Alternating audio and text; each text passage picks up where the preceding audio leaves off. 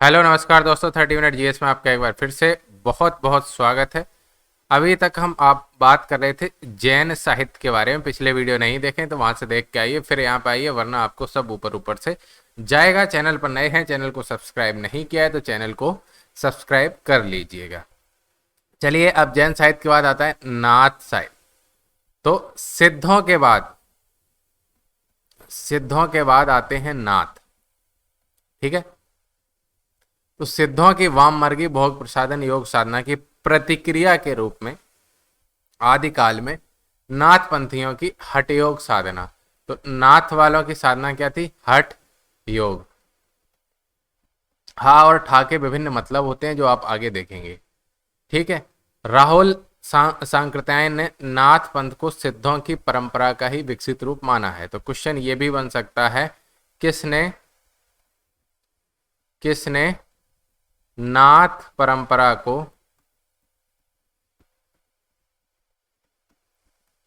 सिद्धों का ही विकसित रूप माना है? विकसित रूप माना है। आंसर हो जाएगा आपका राहुल सांकृत्यायन। ठीक है, ये क्वेश्चन भी बनता है तो ये आप नोट कर लेंगे नोट्स में अपने, इंपॉर्टेंट क्वेश्चन है। इस पंथ को चलाने वाले मत्स्येंद्र नाथ या मच्छंदर नाथ, इंपॉर्टेंट है। इस पथ को चलाने वाले मत्स्येंद्र नाथ, ये क्वेश्चन भी आया हुआ है, या इन्हीं को बोलते हैं मच्छंदर नाथ। और इसके साथ साथ जो मुख्य रूप से माने जाते हैं वो है गोरखनाथ। ये योगी वाले जो मठ है उसी की बात हो रही है। तो ऑप्शन में कई बार क्या होता है, समस्या कहाँ पर आ जाती है, एक मिनट थोड़ा सा देख लेते हैं सब ओके है कि नहीं। आवाज सही आ रही है? हाँ ठीक है, ओके। तो समस्या क्या आ जाती है कि कई बार आपको पूछ लेते हैं कि नाथ संप्रदाय के चलाने वाले कौन है। तो गोरखनाथ जी को ज्यादा माना जाता है। रीजन है कि मत्स्येंद्र नाथ जो थे या मच्छंदर नाथ जो थे, ये सिद्ध परंपरा को ही मानते थे, या ये एक सिद्ध थे। जो 84 सिद्धों के वर्णन हो रहा है उनमें से एक सिद्ध ये भी थे। जबकि गोरखनाथ मुख्य रूप से, या कह सकते हैं कि पूर्णतया नाथ संप्रदाय से संबंधित। अगर ऑप्शन ऑप्शन में ए और बी दोनों मिल जाए तो आप ए और बी दोनों लगाएंगे। जैसे ए बी मिल गया, एक में ही लगाना हो तो गोरखनाथ पर टिक करिएगा। और अगर आपको सी ऑप्शन मिल जाए कि ए एंड बी बोथ, यानी कि ए और बी दोनों, तो फिर आप इस पे टिक करेंगे। ठीक है। और इसके बाद डॉक्टर राम कुमार वर्मा ने नाथ पंथ के चरमोत्कर्ष का समय 12वीं सदी से 14वीं सदी के अंत तक माना है, नहीं पूछा जाएगा। उनका मत है कि नाथ पंथ से ही भक्ति काल के संत मत का विकास हुआ था, जिसके प्रथम कवि, भक्ति काल की बात हो रही है, वो कबीर थे। ठीक है।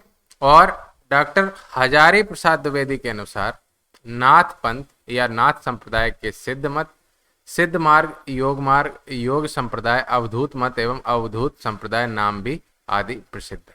जितना अंडरलाइन उतना पढ़ना है, फालतू का नहीं पढ़ना है, कोई जरूरत नहीं, जितना जरूरत उतना पढ़ो। दूसरी बात, जो सिद्ध और नाथ में प्रमुख अंतर क्या था वो समझ लेते हैं। जो सिद्धगढ़ थे वो नारी भोग में विश्वास करते थे, किंतु नाथपंथी उसके विरोधी थे, सात्विक विचारों के थे। सिद्धों की रचनाओं पर पीछे हम बता चुके हैं, हम नाथ साहित्य पर संक्षेप में प्रकाश डालेंगे। अब बात करते हैं गुरु गोरखनाथ जी की। ठीक है, ये गोरखनाथ जी। तो गोरखनाथ जो थे वो नाथ संप्रदाय के आरंभकर्ता माने गए हैं। ये हमने अभी आपको ऊपर बता दिया। गोरखनाथ जो हैं ये नाथ संप्रदाय के आरंभकर्ता माने गए। ठीक है। और वो शिष्य किसके थे? ये इनके जो गुरु थे गोरखनाथ के, वो थे मत्स्येंद्र नाथ या मच्छंदर नाथ। ठीक है, मत्स्येंद्र नाथ या मच्छंदर नाथ। लेकिन जो गोरखनाथ थे उन्होंने सिद्धों के मार्गों का विरोध किया।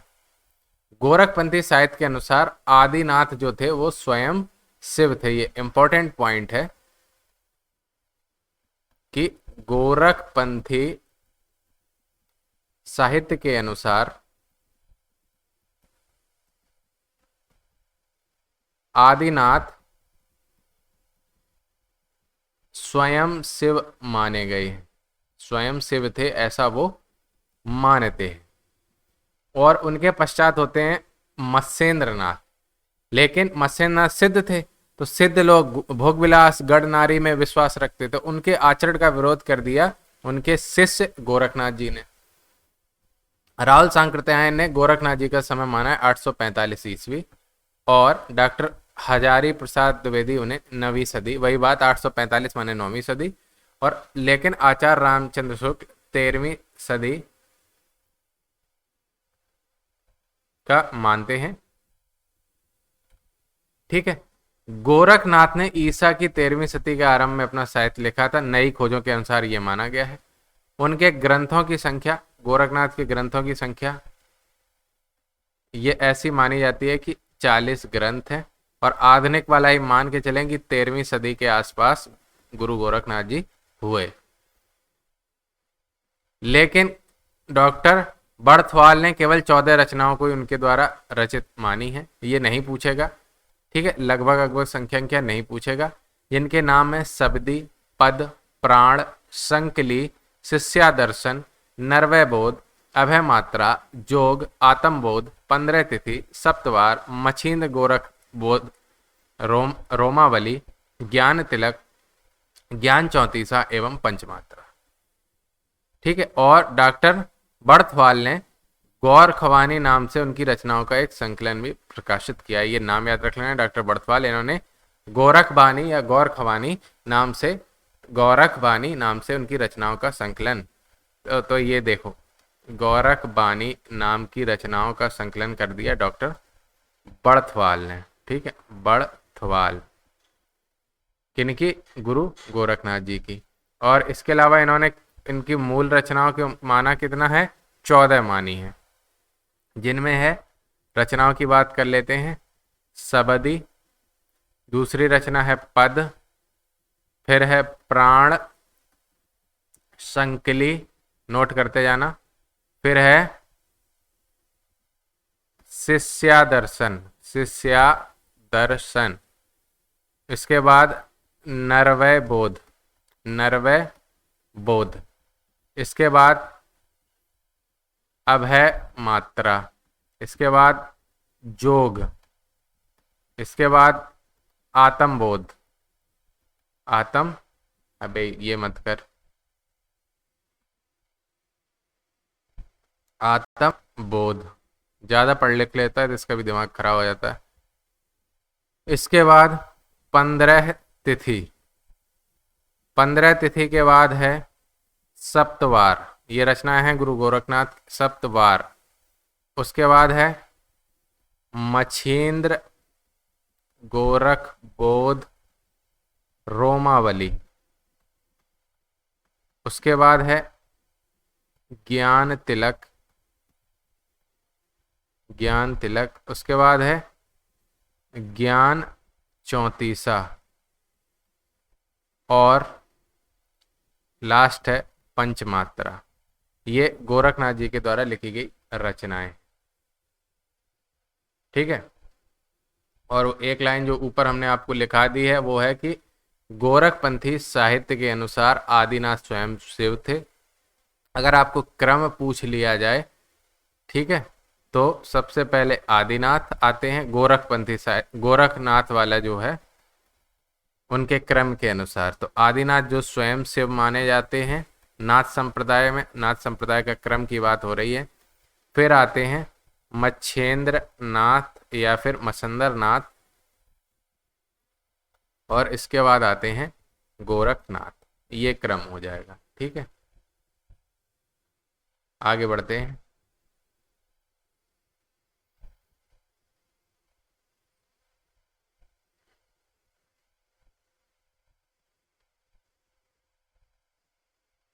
अब बात करते हैं कि गोरखनाथ ने अपनी रचनाओं में किसका वर्णन किया है। तो गुरु महात्मा, इंद्रिय निग्रह, प्राण साधना, वैराग्य, मना साधना, कुंडलिनी जागरण, शून्य समाधि आदि का वर्णन किया है, और नीति और साधना की व्यापकता मिलती है।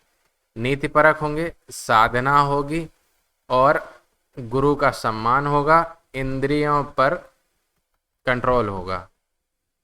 ठीक है, ये सब चीजें शामिल हैं नाथ संप्रदाय के अंतर्गत, और खास तौर से गोरखनाथ जी की बात हो रही है तब। अब बात करते हैं, इंपॉर्टेंट फिर से आता है,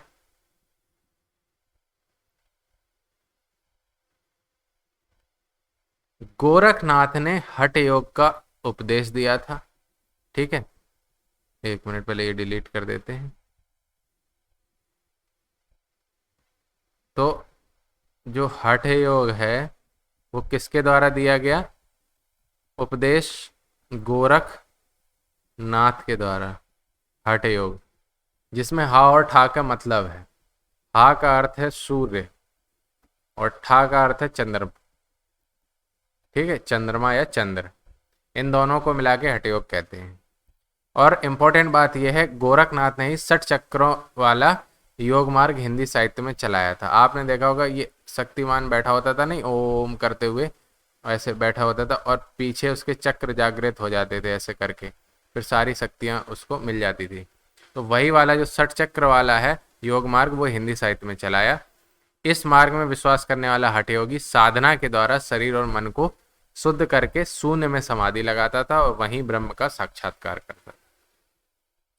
गोरखनाथ ने लिखा है कि धीर वह है जिसका चित्त विकार साधन होने पर भी विकृत नहीं होता, यानी कि कितना भी विचलित करने की कोशिश की जाए वो विचलित नहीं होते, वही धीर है, वही योगी।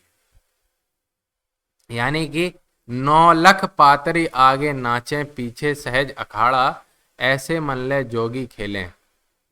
याद रखना, जोगी मतलब योगी, जोगी खेलें तब अंतरी बसे भंडारा। मूर्त जगत में मूर्त के स्पर्श को व्यक्त करते हुए गोरखनाथ जी कहते हैं, अंजन मही निरंजन भेट्या तिलमुख भेट्या तेलो तेली, मूरति माही अमूरत परस्या भया निरंतर खेल। यानी कि गोरखनाथ की कविताओं से क्या स्पष्ट है कि भक्तिकालीन संत मार्ग के भाव पक्ष पर ही उनका प्रभाव नहीं पड़ा, बल्कि भाषा और छंद भी प्रभावित हुए। इस प्रकार उनकी रचनाओं में आदिकाल की वह शक्ति छिपी मिलती है जिससे भक्तिकाल की कई प्रवृत्तियों का जन्म हुआ। यानी कि ऐसा माना जाता है कि जो भक्ति काल का उदय होता है वो नाथ संप्रदाय से प्रभावित होकर होता है, नाथ पंथ से प्रभावित होकर होता है। ठीक है, इसके अलावा अन्य कवि हुए नाथ संप्रदाय में, तो उनमें हुए चौरंगीनाथ, गोपीचंद, चुड़करनाथ, मरथरी और जलंधरी प्रभाव आदि प्रसिद्ध हैं। इन कवियों की रचनाओं में उपदेशात्मकता,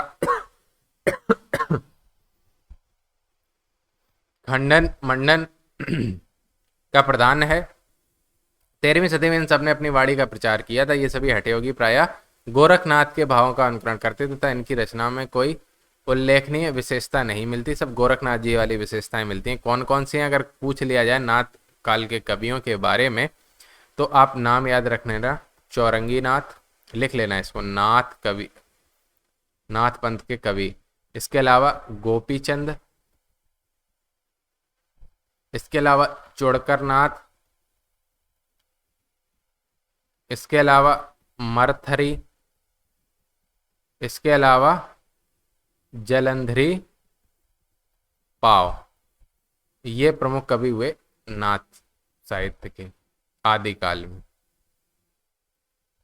ठीक है, और इन्होंने सबने हठ योग, गोरखनाथ जी वाले हठ योग की बात करी।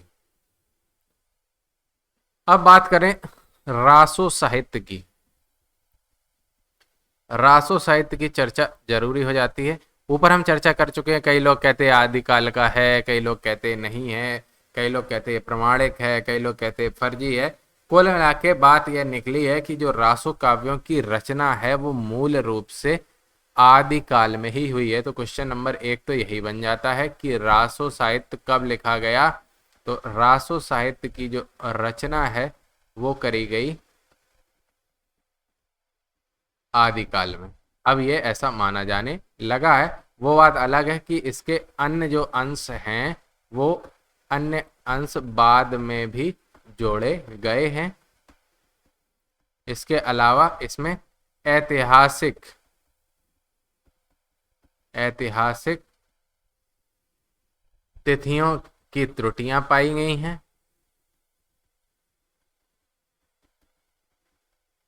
पाई गई हैं और अतिशयोक्ति बढ़ा चढ़ा के वर्णन किया गया है। यह है रासो साहित्य की विशेषता। तो उनमें से हम प्रमुख रासो साहित्य की बात कर रहे हैं। तो नंबर 1 खुमाण रासो की बात हो रही है। खुमाण रासो, ठीक है। तो आचार्य रामचंद्र जो शुक्ल है, इसे माना है 9वीं सदी की। इसलिए देखो, जो चीज विवादित होती है वो परीक्षा में नहीं आएगी कि किस सदी में लिखा है, लेकिन हम आपको जानकारी के लिए बता रहे हैं क्योंकि आप यहाँ पर डिटेल में पढ़ने आए हैं। तो आचार्य रामचंद्र शुक्ल ने इसे माना है कि ये 9वीं सदी की रचना है, खुमाण रासो। और उनका मानना है कि इसमें चित्तौड़ नरेश खुमाण के युद्धों का वर्णन है, जबकि राजस्थान के व्रत संगारकों ने इसको 17वीं सदी की रचना मानी है और उन्होंने 7वीं सदी के चित्तौड़ नरेश राज सिंह तक के राजाओं का वर्णन इसमें मिल जाता है खुमाण रासो में, क्योंकि वो बाद में जोड़े गए होंगे और इसी आधार पर वो इसे आदिकाल की रचना नहीं मानना चाहते। लेकिन वास्तविकता यह है, क्या जो हम आपको बता चुके हैं, कि इस काव्य का मूल रूप 9वीं सदी में ही लिखा गया था। तत्कालीन राजाओं के सजीव वर्णन, उस समय की परिस्थितियों के यथार्थ ज्ञान तथा भाषा के आरंभिक हिंदी रूप के प्रयोग को देखते हुए यह साबित हो जाता है। यानी कि जो भाषा है वो आदिकाल की भाषा है। तो खुमाण रासो मान लिया गया है कि 9वीं सदी में ही लिखा गया था और चित्तौड़ नरेश खुमाण के बारे में इसका वर्णन। और अधिकांश विद्वानों के द्वारा 9वीं सदी के खुमाण नरेश के समकालीन दलपत विजय को खुमाण रासो का रचयिता माना है, जबकि व्रत संग्रहकर्ताओं ने यह सिद्ध करने की असफल चेष्टा की है कि इसका रचयिता 17वीं सदी ईस्वी का दलपत विजय नामक कोई जैन साधु था। रचना शैली और विषय वस्तु देखने पे लगता है युद्ध का वर्णन है, तो यह काव्य किसी जैन, देखो, जैन साधु युद्ध का वर्णन नहीं करेगा। और यदि जैन साधु ने इसे लिखा होता तो इसमें कहीं ना कहीं धर्म भावना भी होती। और यह 5000 छंदों का विशाल काव्य संग्रह है और इसकी हस्तलिखित प्रति पूना के संग्रहालय में सुरक्षित है। इसमें वीर रस के साथ साथ श्रृंगार की भाषा भी आदि से अंत तक चलती है। वस्तु वर्णों में पर्याप्त रमणीयता है। दोहा, सवैया, कवित्व आदि छंद प्रयोग किए गए। भाषा राजस्थानी हिंदी है। राजाओं के वर्णों के आधारित होते हुए इसमें काव्यात्मक सरस वर्णों का प्राचुर्य है। यानी कि अब खुमाण रासो का थोड़ा सा डिटेल जो इस पर क्वेश्चन बन सकते हैं वो आप देख लीजिए। खुमाण रासो का ये माना गया है कि ये जो है ये इसमें आरंभिक हिंदी की भाषा है और यह भी माना गया है कि दलपत विजय ने इसकी रचना करी। ये इंपॉर्टेंट है, याद कर लेना। दलपत विजय, विजय का खुमार चढ़ता है ना, वही याद रख लेना। दलपत विजय खुमाण रासो, पूरे दल को जीत लोगे तो आपके ऊपर एक खुमाण होगा, जीत का खुमाण। तो ये ट्रिक है याद करने की। 9वीं सदी में ये लिखी गई, दलपत विजय के द्वारा ये लिखी गई ऐसा माना जाता है। भाषा आरंभिक हिंदी और राजस्थानी का मिक्स है, राजस्थानी मिक्सचर है। और चूंकि ये रासो साहित्य है तो इसमें श्रृंगार रस भी होगा, लेकिन प्रधानता किसकी होगी? वीर रस की प्रधानता होगी। श्रृंगार रस प्लस वीर रस का मिलेगा और सभी प्रकार के छंदों का इसमें वर्णन मिल जाएगा। अब आगे बढ़ते हैं।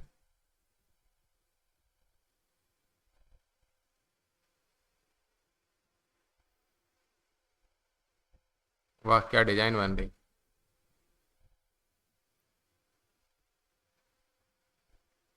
अब बात करें बीसल देव रासो की। देखो, जिससे जितना आता है उससे उतना पढ़ाया जाएगा।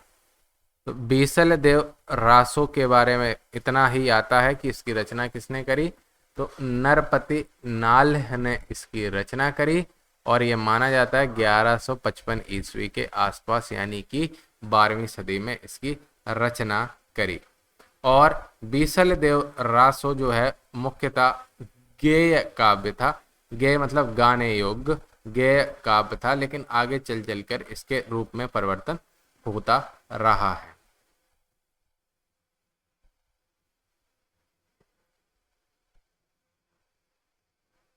अब क्या में मुख्य रूप से तो बीसल देव रासो जो है हिंदी आदिकाल की एक श्रेष्ठ काव्य कृति है। इसमें भोज परमार की पुत्री राजमती और अजमेर के चौहान राजा बीसल देव तृतीय के विवाह, वियोग एवं पुनर्मिलन की कथा सरस शैली में प्रस्तुत की गई। अब इम्पोर्टेंट हो जाता है कैसे, क्वेश्चन घुमा के पूछता है, इसलिए ये हो जाता है इम्पोर्टेंट। तो चलिए थोड़ा सा डिटेल में पढ़ लेते हैं। तो बीसल देव रासो ऊपर हम बता चुके हैं, इसके रचनाकार नरपति नाल हैं। तो बीसल देव रासो में पूछ लेता है कि वर्णन किसका है, तो भोज परमार की पुत्री, ये पूछा गया है। कई बार हिस्ट्री में पूछ लेते हैं, कई बार हिंदी में भी पूछ लेते हैं कि किसका वर्णन है। तो राजमती भोज परमार की पुत्री और अजमेर के चौहान राजा, अजमेर के चौहान राजा बीसल देव तृतीय, बीसल देव तृतीय, इनका विवाह, वियोग, पुनर्मिलन। समझ रहे हो, पूरी चीजें हैं इसमें, विवाह भी है, फिर बिछड़े भी हैं यानी कि वियोग है, और पुनर्मिलन का वर्णन है। इसका आपको जानना है, ठीक है। अब इसमें थोड़ी कहानी पढ़ लेते हैं कि है क्या। कि राजमती की बातों से रुष्ट होकर स्वाभिमानी राजा बीसलदेव तृतीय उड़ीसा को चला जाता है। 12 वर्ष तक राजमती उसके विरह में दुखी रहती है। वह राजभवन की दीवारों को कोसते हुए वन में रहने की कामना करती है। सामंती जीवन के प्रति गहरी आरुचि का सजीव चित्रण इस काव्य में मिलता है। किसमें? बीसलदेव रासो में। और संदेश रासक के समान ही बीसलदेव रासो की भावभूमि प्रेम की निश्चल अभिव्यक्ति के सरस। राजमती एक पंडित के द्वारा अपने पति के पास संदेश भेजती है, और जब वह लौट आता है तब राजमती श्रृंगार करके उससे मिलती है। श्रृंगार के वियोग और संयोग पक्षों के अत्यंत मार्मिक चित्र कवि ने प्रस्तुत किए हैं, ठीक है। राजमती की वाणी जो है व्यंग में होती है, जिससे उसके पति का हृदय हिल जाता है। पति के हृदय को भेदने वाली राजमती एक कुलीनता संस्कार ही उसकी समस्त विरह वेदना का आधार है। तो इसमें कौन सा रस हो गया? श्रृंगार वियोग, ठीक है। ये वाला रस आपको मिल जाएगा बीसलदेव रासो में, क्योंकि भोज परमार की पुत्री राजमती और अजमेर के चौहान राजा बीसलदेव तृतीय के विवाह, वियोग, पुनर्मिलन की कहानी से संबंधित है। नरपति नाल इनके रचयिता हुआ करते थे। अब फालतू बात नहीं करनी है, अब आते हैं हम्मीर रासो। हम्मीर रासो, हम्मीर रासो की बात हो रही है। तो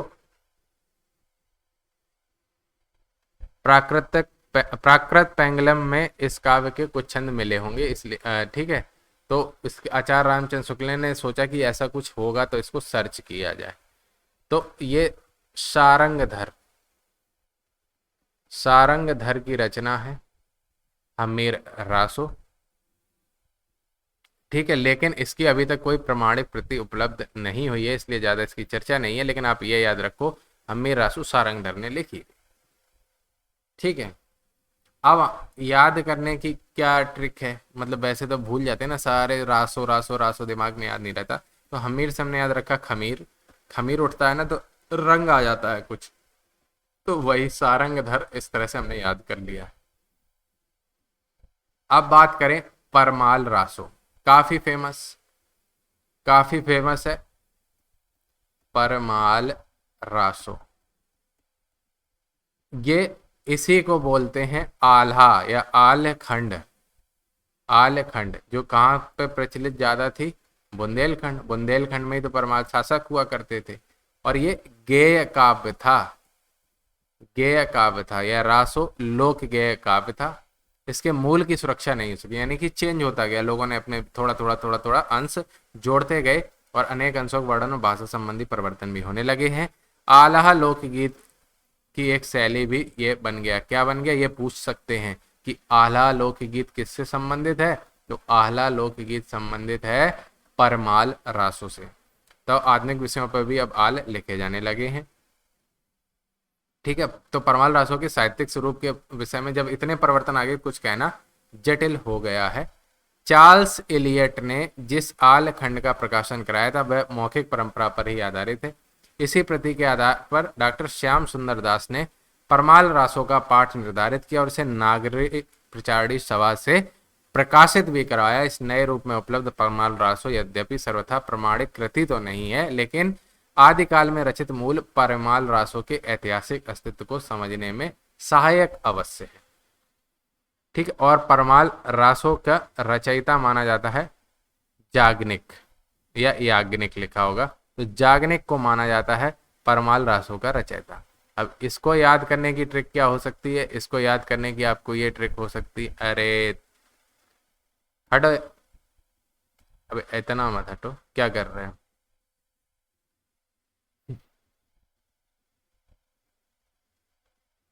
ज्यादा ही गड़बड़ हो गया क्या?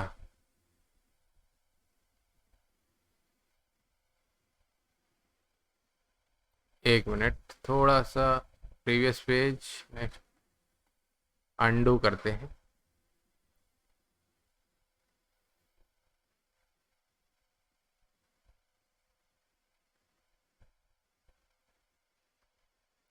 ठीक है, ठीक है, ठीक ठीक ठीक।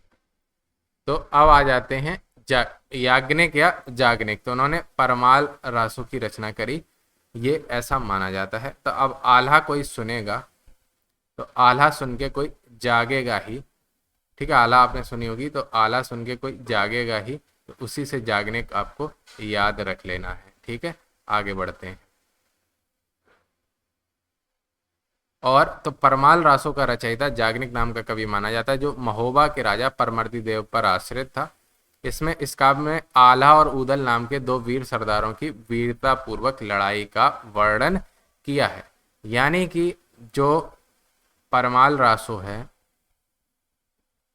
वो लिखी गई याज्ञनिक या जागनिक के द्वारा। वो महोबा के राजा किसके?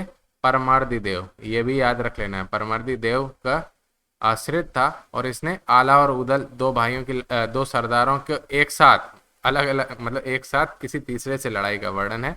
आला और उदल की लड़ाइयों का वर्णन है, और ये मानी जाती है कौन सी? 13वीं सदी की मानी जाती है।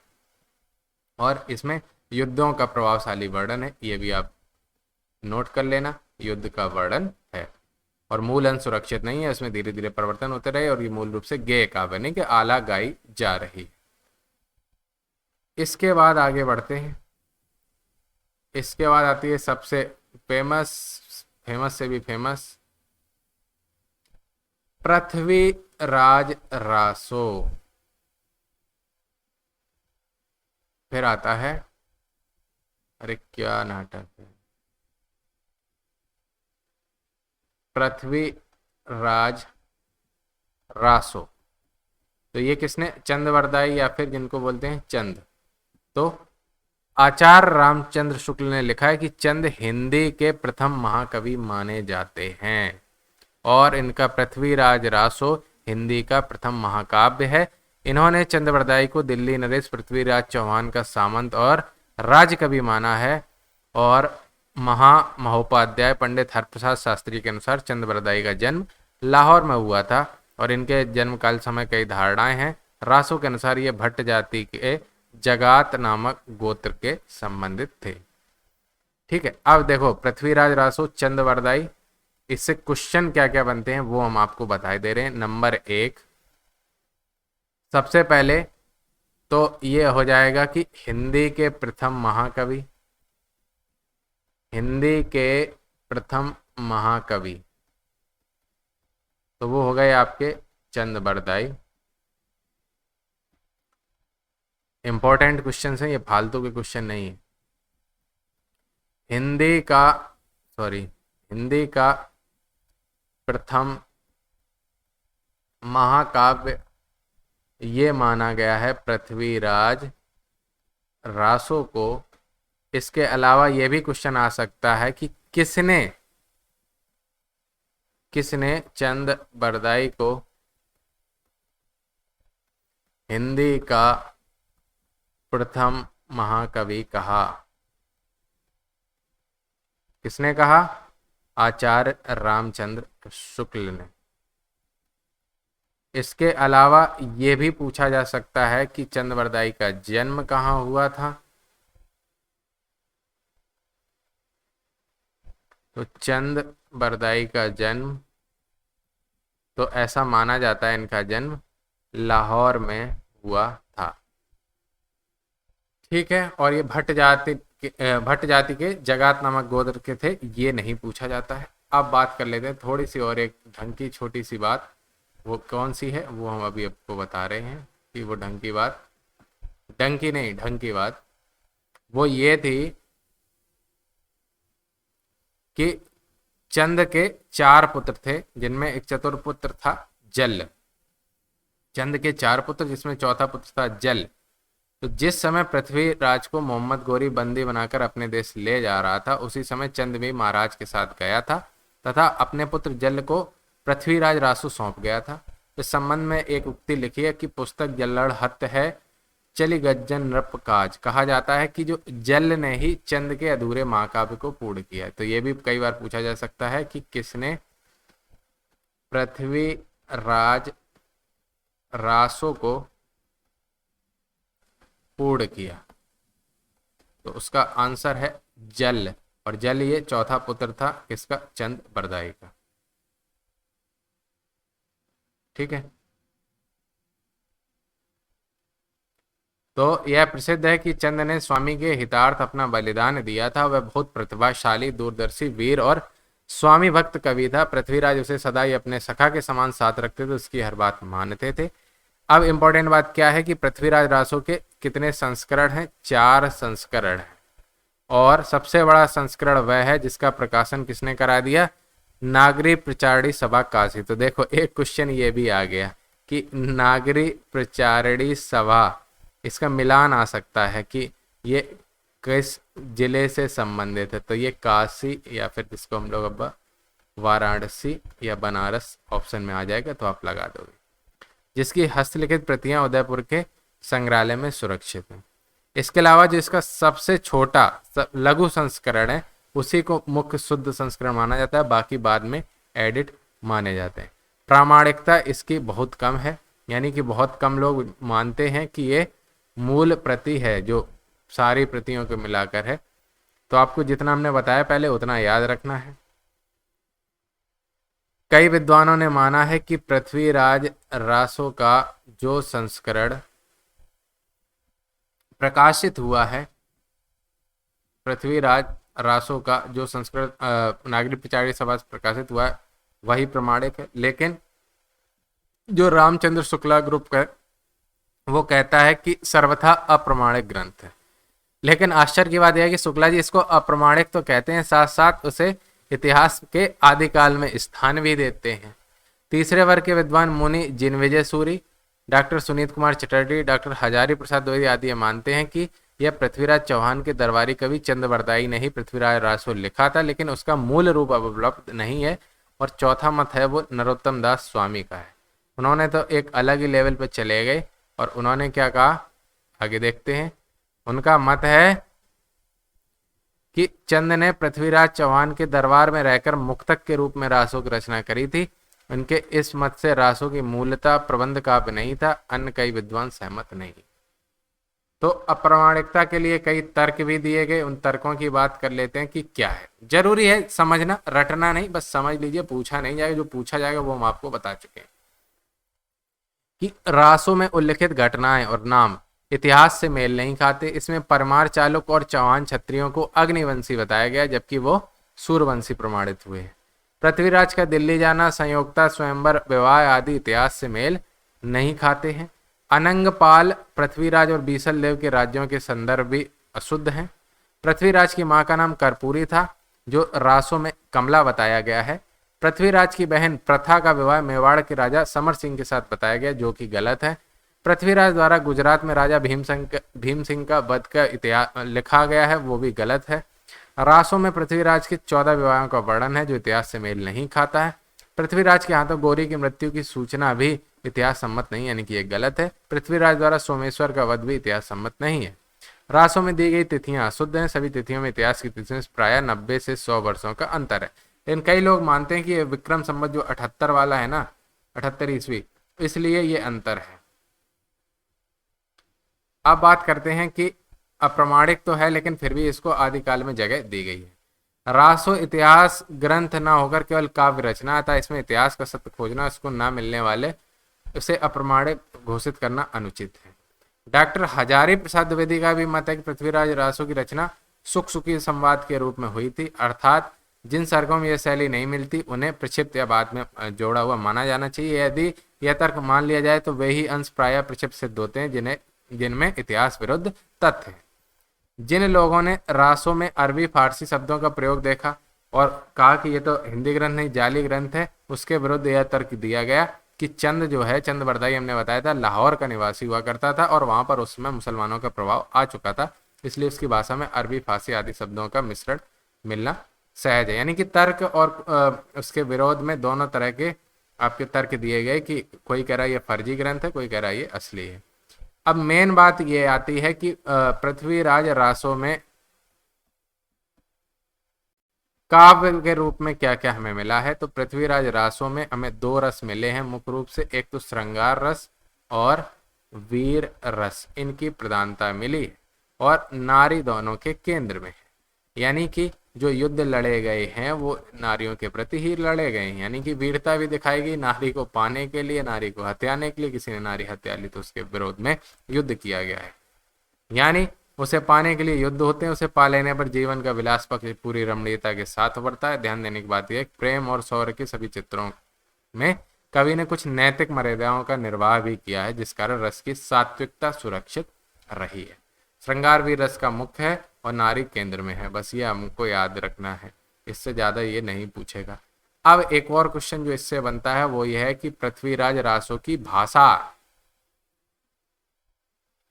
पृथ्वीराज रासो की भाषा, तो उसके संबंध में भी विवाद रहा है। ये माना गया है कि ये पिंगल शैली में लिखा गया है। कई बार पिंगल शैली अलग से, पहले तो एक क्वेश्चन ये बन जाता है किस शैली में लिखा गया, एक क्वेश्चन ये भी बन जाता है कि पिंगल शैली होती क्या है। तो पिंगल शैली का मतलब होता है ब्रज भाषा प्लस राजस्थानी का मिक्सचर का मिश्रण। इंपॉर्टेंट क्वेश्चन है बहुत। पिंगल मतलब ब्रज भाषा और राजस्थानी का मिश्रण। देखिए पृथ्वीराज चौहान केंद्र में है, सब दिल्ली के आसपास के क्षेत्र हैं, तो दिल्ली के आसपास ब्रज भी है और राजस्थान भी है, तो ब्रज और राजस्थानी का मिश्रण पिंगल शैली में पृथ्वीराज रासो में आपको मिल जाएगा। कवि ने तत्कालीन सभी प्रचलित शब्दों का स्वतंत्रता से प्रयोग किया है, शब्द चयन रसानुकूल है, अतः वीर रस के चित्रणों में प्राकृत और अपभ्रंश के शब्द भी कहीं कहीं मिल जाते हैं। यहाँ तक भाषा की भक्ति का प्रश्न है तो कवि ने अभिधेय भाषा को भी पर्याप्त स्थान दिया है। लाक्षणिक और ध्वनात्मक शब्दावली ने भी प्रायः भाषा सौंदर्य की वृद्धि की है। अलंकारों का चंद ने यानी कि चंद बरदाई ने बहुत अच्छा प्रयोग किया है। शायद ही ऐसा कोई अलंकार हो जिसे छोड़ा गया हो। लगभग 68 प्रकार के छंदों में चंद ने इसको लिखा है और महाकाव्य सभी दृष्टियों से आदिकाल की एक श्रेष्ठ कृति साबित होती है।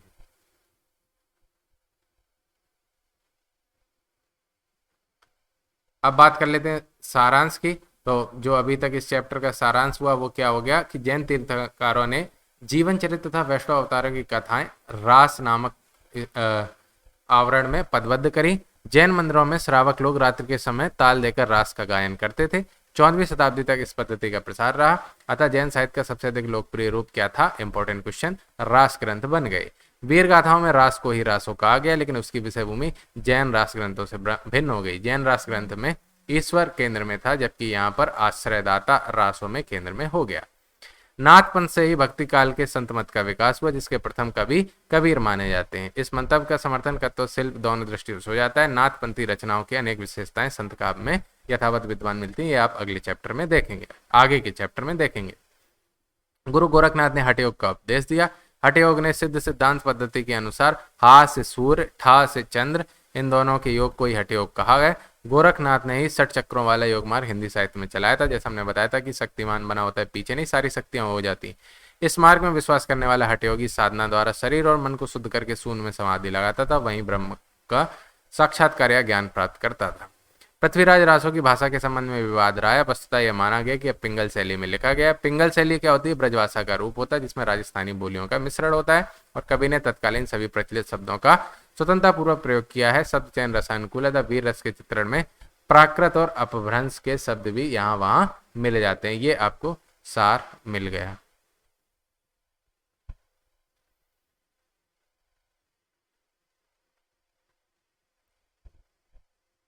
ठीक है,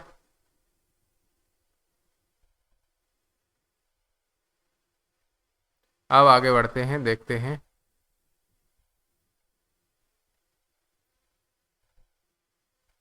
अगला चैप्टर है आदिकालीन साहित्य परंपरा, खुसरो, चंद बरदाई, विद्यापति, अब्दुल रहीम। सबसे पहले तो आपको ये नाम भी याद रखने हैं, इनकी चर्चा हम करेंगे अगले वीडियो में। अगर चैनल को सब्सक्राइब नहीं किया है तो चैनल को सब्सक्राइब कर लीजिए। कहीं पे समस्या आ रही हो तो कमेंट करके हमें जरूर बताइएगा। बहुत बहुत धन्यवाद।